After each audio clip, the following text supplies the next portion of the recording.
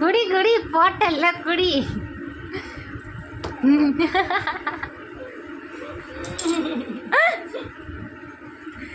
எப்படி பண்றாங்க பாருங்களேன். ஏண்டி மாத்திரைக்கான அவ்வளோ கஷ்டப்படுவான். இப்போ உனக்கு தலை மூளை எல்லாம் அரிக்கலையா? அரிக்குதா? எல்லாருக்கும் தலை அரிச்சு கேள்விப்பட்டிருப்பீங்க. எங்கள் அம்மாவுக்கு ஒண்டி தான் மூளைலாம் அரிக்கும்.